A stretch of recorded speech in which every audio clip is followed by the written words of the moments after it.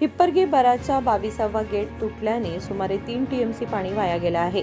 या घटनेला जबाबदार असलेल्या हिप्परगे बराच्या देखभाल व व्यवस्थापनात निष्काळजीपणा करणाऱ्या अधिकाऱ्यांवर कठोर कारवाई करावी अशी मागणी संपत कुमार शेट्टी यांनी केली आहे।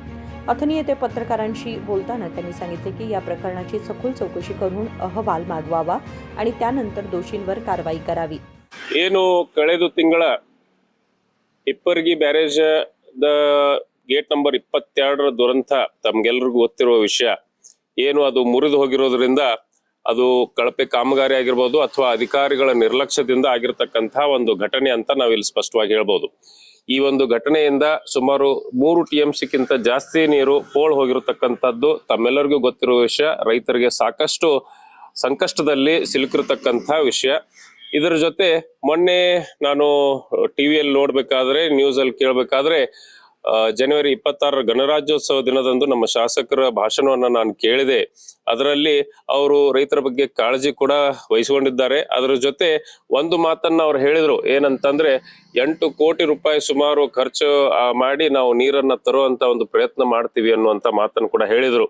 ಆದ್ರೆ ಆ ಹಿಪ್ಪರ್ಗಿ ಬ್ಯಾರೇಜ್ ನಲ್ಲಿ ಹೋದಾಗ ಅವರು ಒಂದ್ ಮಾತನ್ನ ಹೇಳಿದ್ರು, ನಾವು ಕೂಡ ಬೇಡಿಕೆ ಇಟ್ಟಿದ್ವಿ, ಈ ಒಂದು ನಷ್ಟಕ್ಕೆ ಈ ಒಂದು ಕಲಾಪಕ್ಕೆ ಏನು ಕಾರಣೀಭೂತರಿದ್ದಾರೆ ಒಂದು ನಿರ್ಲಕ್ಷ್ಯ ವಹಿಸಿರ್ತಕ್ಕಂಥ ಏನು ಅಧಿಕಾರಿಗಳಿದ್ರು ಅವ್ರ ಮೇಲೆ ಯಾವ ರೀತಿಯ ಕ್ರಮವನ್ನ ಕೈಗೊಂಡಿರಿ ಅಥವಾ ನೀವೇನಾದ್ರೂ ಮೇಲೆ ಅದರ ಬಗ್ಗೆ ಏನಾದ್ರೂ ಒಂದು ವರದಿಯನ್ನ ವಹಿಸಿದ್ದೀರಾ?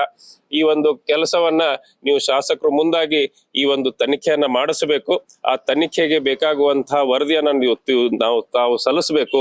ಮತ್ತೆ ಏನು ಈ ಅಧಿಕಾರಿಗಳ ಮೇಲೆ ಕ್ರಮ ಕೈಗೊಳ್ಬೇಕಾಗಿದೆ ಅದನ್ನ ತಾವು ಮುಂದಾಗಿ ಮಾಡಿಸ್ಬೇಕು ಅನ್ನುವಂತ ಕೆಲಸವನ್ನ ನಾನು ಇಲ್ಲಿ ಆಗ್ರಹ ಮಾಡ್ತೀನಿ। ಅದರ ಜೊತೆ ಇದೇನು 8 ಕೋಟಿ ರೂಪಾಯಿ ಕೊಟ್ಟು ನೀವು ನೀರು ತರೋದನ್ನ ಮಾತಾಡ್ತಾ ಇದ್ದೀರಿ, ಅದು ಹಣ ಯಾರದ್ದು? ಇದು ಜನರ ಹಣ, ಇದು ತೆರಿಗೆ ಹಣ ಅಂತ ನಾವು ಇಲ್ಲಿ ಸ್ಪಷ್ಟವಾಗಿ ಹೇಳ್ತಿದ್ದೀವಿ। ಆ ಜನರ ಹಣವನ್ನ ನೀವು ಖರ್ಚು ಮಾಡಿ ನೀರು ತರೋದೇ ಆದ್ರೆ ಇದು ತಕ್ಷಣ ಒಂದು ಸೂಕ್ತ ತನಿಖೆ ಆಗ್ಬೇಕು। ಆ ತನಿಖೆ ಮುಖಾಂತರ ತಪ್ಪಿತಸ್ಥರ ವಿರುದ್ಧ ಇದು ಕ್ರಮ ವಹಿಸಬೇಕು ಮತ್ತು ಸೂಕ್ತ ಕ್ರಮ ಕೈಗೊಳ್ಳಬೇಕು ಅನ್ನುವಂತ ಒಂದು ಆಗ್ರಹವನ್ನ ನಾನು ಇಲ್ಲಿ ಮಾಡ್ತೀನಿ। आधी चूक करणाऱ्या अधिकाऱ्यांवर कारवाई करावी अशी ठाम मागणी त्यांनी अथनीचे आमदार लक्ष्मण सवदी यांच्याकडे केली आहे। राजशेखर हिरेमठ, KMM मराठी, बेळगाव।